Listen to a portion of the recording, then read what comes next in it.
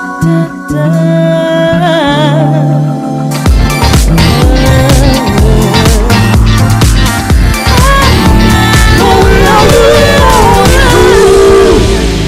is the We Are You Morning Crew. I am George Daigle, and yes, you're in the right place for sizzling subjects, trending topics, and great music. Oh my goodness.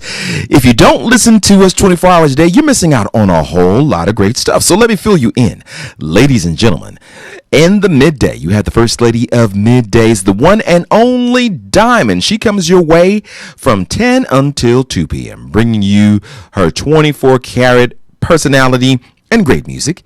And beginning at 2 p.m. Eastern, it is the one and only Sophia. That is right. She is here as well.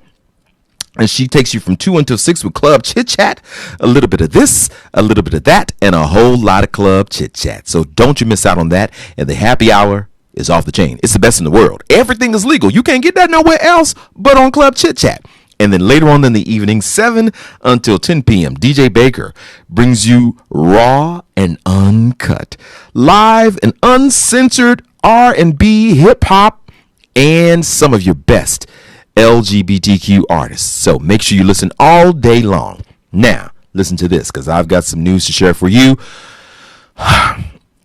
It's happening yet again, ladies and gentlemen. In 2021, we have already had several transgender deaths occur. One Texas community is mourning, while a neighboring community police department is investigating after a transgender woman was found dead in the suburban area's canal last month. Adeline Evans was identified as the victim, who was found on March 18th. Police have only recently unveiled details publicly, and while they have not declared her death as a homicide, they do believe she died in suspicious circumstances. Police and local media have consistently dead-named her, though. Evans was from the Beaumont area in southeast Texas, but her body was found near a Motiva Enterprises-owned oil refinery in Port Arthur. Although the two areas are in the same metropolitan statistical area, they are over 20 miles apart.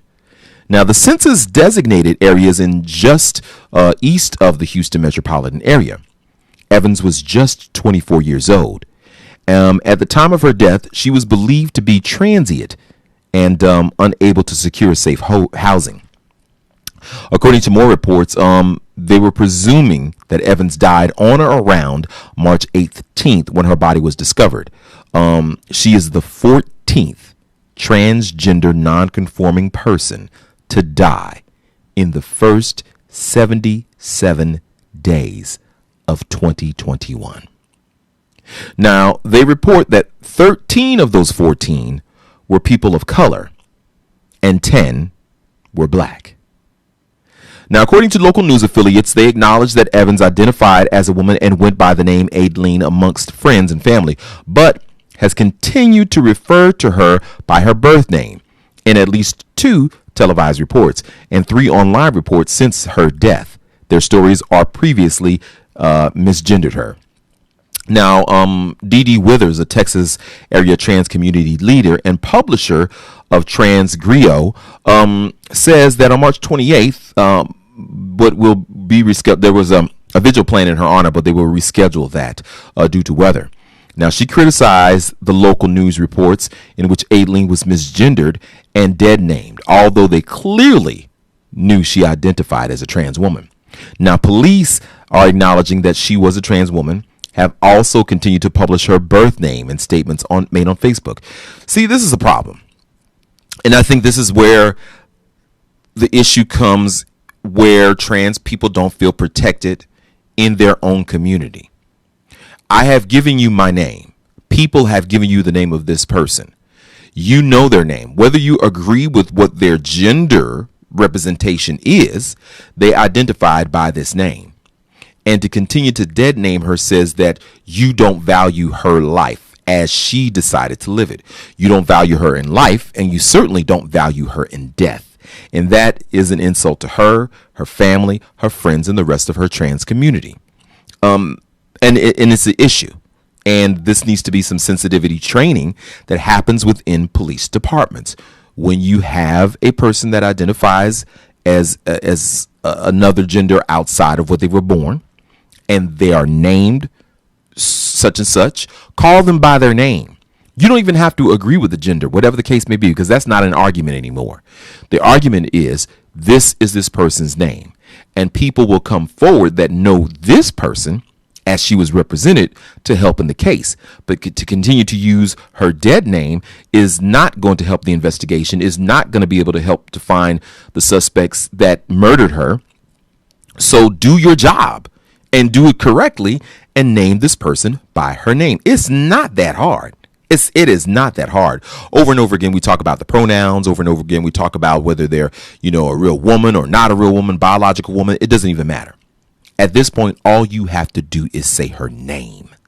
That's all you have to do. Say her name so people can know, so people can get the information in. They can say where I last saw her, so forth and so on. But to continue to misgender her is not doing her any justice. It's not going to help her to find justice. Now, in the story, I'm sorry, that was my rant for a second. They say that she was not from their city. So that's put her in a different realm.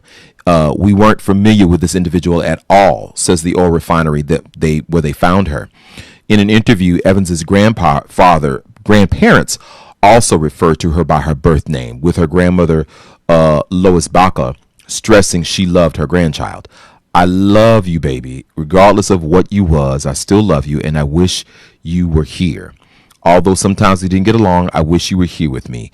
You will always be in my heart. And this is heartbreaking to, hear this story of yet another person of trans or non-binary descent, the affiliation, should I say. It's just got to stop. And the most important part of this is investigators, police department, news channels, news affiliates need to be sensitive to this. And more often than not, it doesn't even get on the news. So surprisingly, it was even on the news. But when it does, in this fashion, she doesn't even get named right. She doesn't even get respect. And I don't know what it is that's so hard. Why people outside the LGBT community feel they have to be comfortable. They have to change the narrative. They have to be in charge of how they present someone else's life. It really, really bothers me. And I'm not a transgender person, but I am sensitive, especially now, knowing transgender people, that it's important to value them, recognize them, hear them. We just celebrated the Trans Day of Visibility. And in that visibility, we've got to give them the right name, use the right pronouns, and respect them. So police departments should be held accountable for every time that they do that, because you're doing an injustice to the investigation and to that person's life. End of rant. But tell me what you think about this story and all the stories you talk about. You can go to our social media pages and sound off, because this story will be posted there.